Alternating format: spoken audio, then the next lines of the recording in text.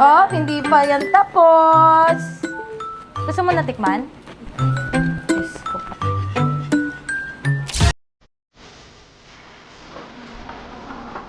Gusto ko talaga ng maraming mushroom. Panalo. Hi mga Benes! So ngayon nandito naman tayo sa isang episode kung saan lulutuan ko kayo ng napaka-espesyal at isa sa paborito kong niluluto dito sa bahay dahil sobrang dali niya gawin. Ito ang burger steak. Pero mas espesyal to dahil merong Mega Prime mushroom. So ang burger steak na to ay gagawin ko from scratch. Hindi ako gagamit ng yung ready-made na patty. So ngayon ito may malinis tayong bowl. Ilalagay na natin ang ating beef na hugasan na yan. Mas malinis na to kesa sa budhi ko. Ilalagay na natin dito sa beef ang garlic. Kakayurin natin to isa-isa. Nakita ko lang din to sa mga tutorial. Nung na-try ko nang gawin, yun na, madalas ko na siyang niluluto. So ngayon, isasabay mo na sa paggadgad ng sibuyas yung mga problema mong nararamdaman. Ayan na. Ayan na yung mga sama ng loob. Ayan na. Umi-effect na. So ngayon, ito na, meron na tayong onion, garlic, and lalagyan natin ng salt and pepper. Ang trivia ko sa inyo ay, alam nyo ba, pag nagluluto ako, never ako nag-measure. Tansya-tansya lang. So mas okay na kulang kaysa sobra kasi pag maalat, mahirap. So ngayon, ilalagay na natin ang breadcrumb, egg,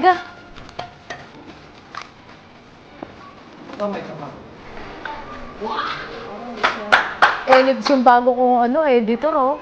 Diba? Parang check. Tapos, lalagyan na natin ng milk. Tapos, hahaluin na natin. So, ibibilog lang natin, tapos isi-shape. So, since nakagawa na tayo ng apat, so, mainit na yung ating pan, ilalagay na natin yung nagawa natin.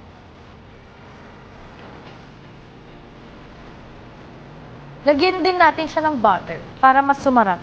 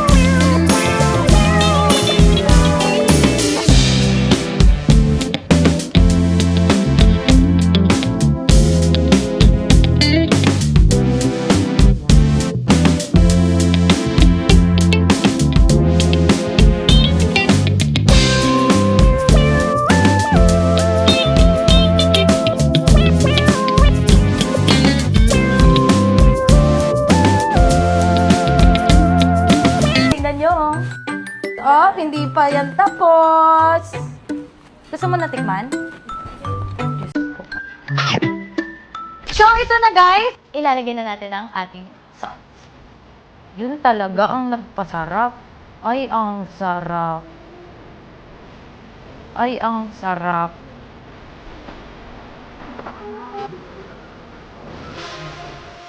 Gusto ko talaga ng maraming mushroom.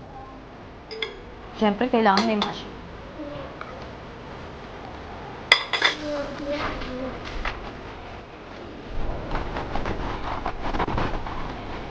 Ang sarap. Panalo. Sobrang sarap. Lalong-lalo na lasang-lasa mo yung real and fresh na mushroom. Kaya naman kung lulutuin nyo ito, siguraduhin nyo ang gamit nyo ay Mega Prime. Yun lang. Bye mga Itang anak, kain ako. Sarap. Kadag, bubulo na na. Pinamatay. Okay lang. Anong filter yan? Ba't naging dalawa ako? Hindi ah. Iba yan. Ako din to. Ano ba yan? Okay yan. Kaya lang yan. Sabihin mo nga.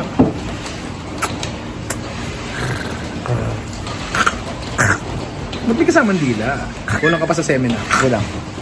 Kasi ito.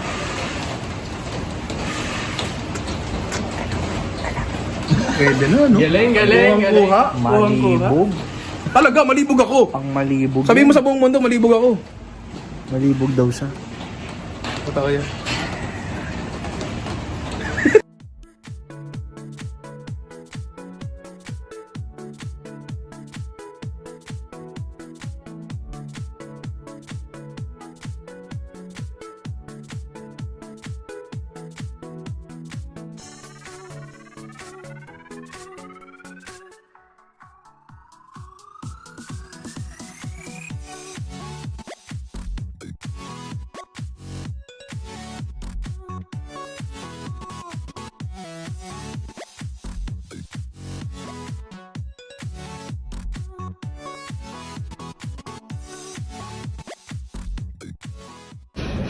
Tingnan mo siya. I'm your tita. Tita.